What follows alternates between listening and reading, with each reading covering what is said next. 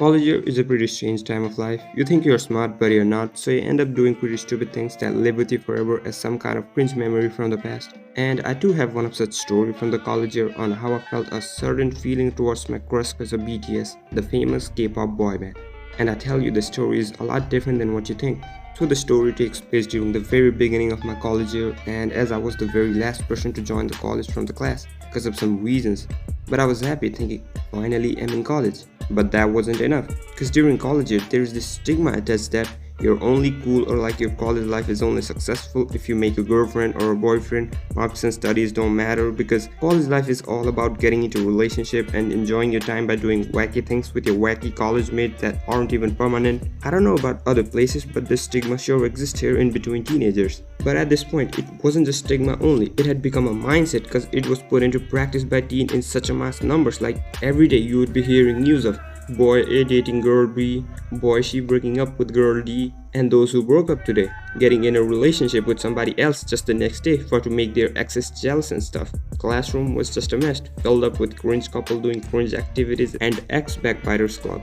But in the crowd of cringe couples and ex-backbiters, there existed this girl that sat quietly in her place apart from all the other girls doing schoolwork on a notebook. Let's name her Air, because she was silent like the calm air.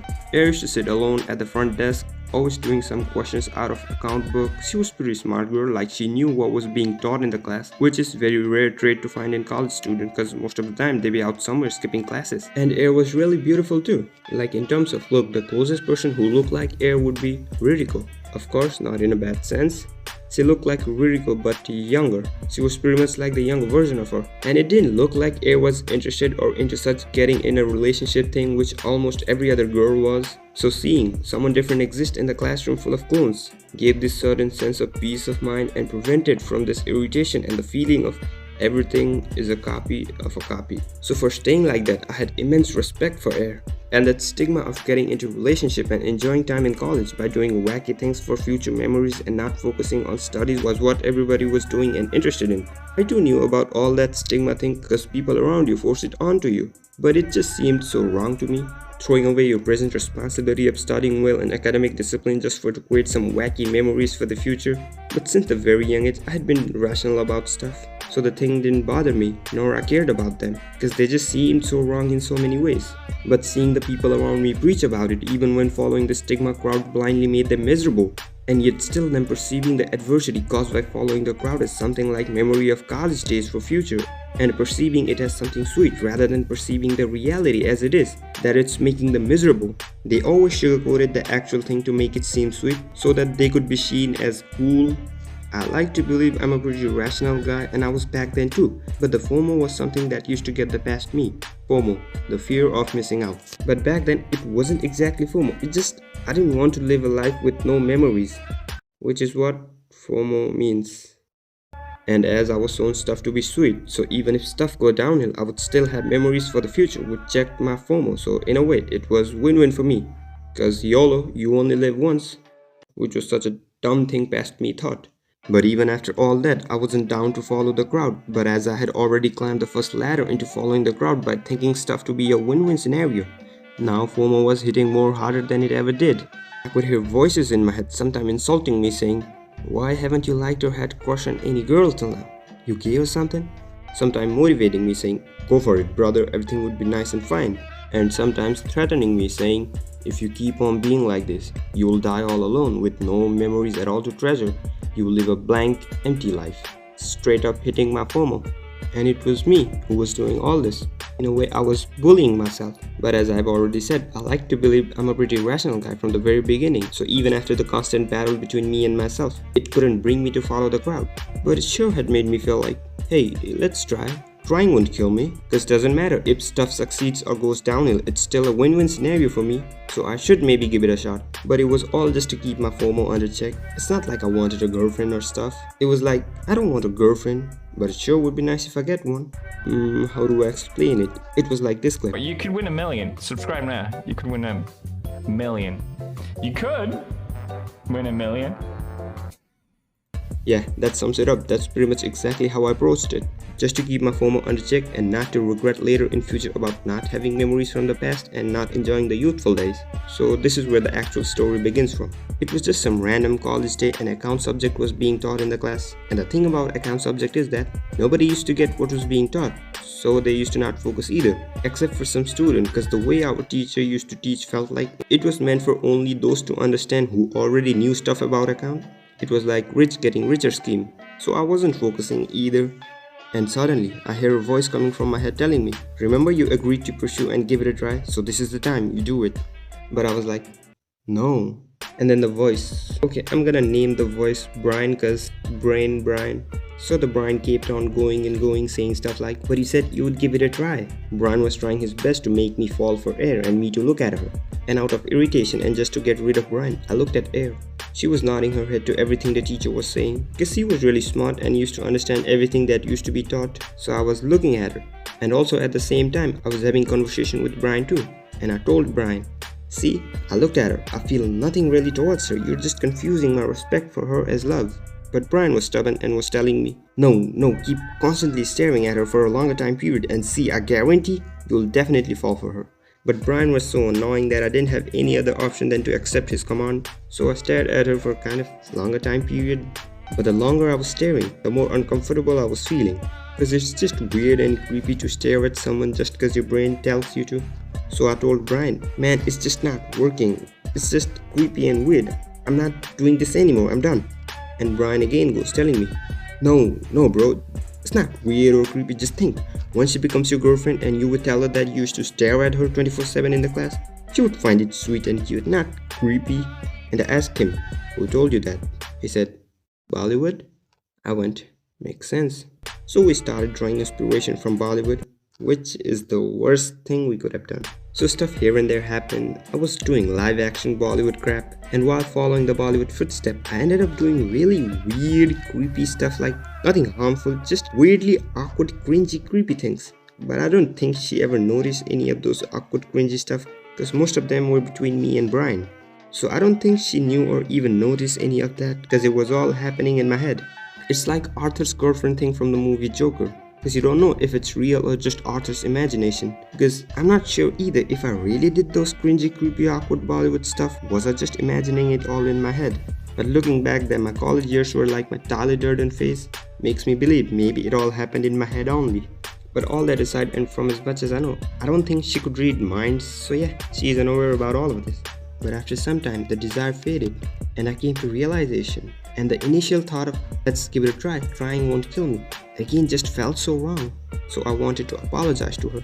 But what do I say to apologize? Sorry, please forgive me because I was thinking about you. So since then, I didn't let Brian take over me. And after that, days went as they used to. Now Brian didn't imagine Bollywood stuff out anymore. A big time skip occurred. And one day, a miracle happened. It was computer period, but that day my computer wasn't working. So the teacher moved me to the same table as Air. SC2 had chosen computer over business math, so I was on the same table next to Air. And then Brian just took over me, as he was in charge of looking over me so that I don't live a blank empty life and keep my FOMO under control. That day teacher's mood was good, so he had told us, do whatever you guys want to do today. And instead of watching YouTube like every other student, her being a nerdy girl, she started making presentation on PowerPoint. And I see that she was making this top movie list kind of thing on PowerPoint. And Brian, being a dork taxi driver worshipper cinephile, started conversation by saying her, whoa, so you're doing movie listing thing? So who's your favorite actor? She replied with Shah Rukh Khan, like, whoa, Shah Rukh Khan, that's nice, good taste, you know. Then Brian and me got into conversation admiring her how she got a good taste. Then she asked me, hey, can you tell me the name of some romantic movies so that I can put them up on the list? Brian was like, go on mate, do it. Finally your knowledge of movies is gonna come in handy. So I said the name of Before Sunrise, but then she refused and entered and listed some crappy Bollywood romance movie equivalent of The Kissing Booth. I went, huh? I just appreciated you so much for having good taste and now you're saying stuff like this? And she kept on going saying stuff about her regarding I like this and that and I watched this and that, proving my statement of having a good taste wrong. But hey, it's just this cinephile persona of mine, Tyler, who is too critical and cares so much about such stuff. But after I set him up, stuff were fine, nothing mattered or bothered anymore. So from talking about movies and show, we shifted towards music. And the very first question I asked her was, hey, do you like BTS? And her immediate reaction was, ew, I don't like gays. I don't know if times are still same or not, but back in the day, they were called gays and stuff on the internet. And I'm not a BTS defender or something, but the statement Air made is not something a reasonable and a rational person would say. I mean, I sure didn't judge her whole as a person just based on one statement of her. It could have been her personal opinion, and one can't judge other for having a personal opinion, but it didn't seem as a personal opinion. It more felt like bandwagon to look cool, because back then it was cool to hate on BTS by calling them gay. And bandwagoning to hate not only BTS but to anything, just so that you can look cool, isn't really a good trait for a person's character. Not only that, back then I had this rule too. Don't date a girl who likes or loves BTS cause her standards are too high for a person like me to meet. And don't also date a girl who doesn't like or hate BTS cause if BTS's look and stuff couldn't impress her, then who the hell am I? So basically, stay single. And this rule does not only apply to BTS but to everything, even if it's Japanese guy like Kento or some Chinese or Korean or any other good looking East Asian guy. Cause you know, as they say, no matter how good you are, there will always be an Asian better than you. And the fact I'm mainly focusing on East Asian guys, it's because so much emphasis is put on their looks. It's like companies want people to simp for their artists just based on their looks. And people do. Their simpingness towards those good-looking East Asian celebrities is pretty hardcore and on next level compared to those of Western celebrities. And you may get in relation with such person who stands or has a crush on those eye candy celebrities, thinking it's fine, not that of a big issue, stuff will work out in between us. But it won't, because the actual problem will begin when you come to realize the position you hold in your partner's heart is second, and you will always be under the shadow of your partner's eye candy celebrity crush. Sure, you can act all understanding, say, yeah, my partner can have crushes. It's not like they would dump me if they get to be with the celebrity they have a crush on. The fact that your position is not first in your partner's heart will eat you up, which gives birth to retroactive jealousy that will lead you to feel insecure for not being able to provide your partner enough according to their standards, and your partner's disappointment and sadness for not getting what they had hoped and dreamed for according to their standard, which was set through their eye candy celebrity crush. Therefore, the insecurity of always being under the shadow of someone and the feeling of unsatisfaction of not getting what one had dreamed of, such feeling from the two partners lead relation to go sideways. I don't know, this all could just be a teenage thing. If grown-up adults were kept in the same situation, they might handle this scenario in a really rational and peaceful way. But in college, maybe this is all just a teenage immaturity.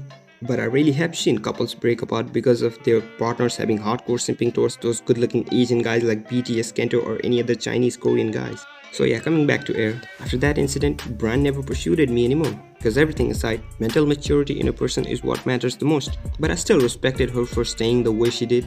But after that incident, that FOMO and desire of wanting this and that for future memories also faded. Brian stopped caring about those things too. Rather, Brian and me started focusing on our studies.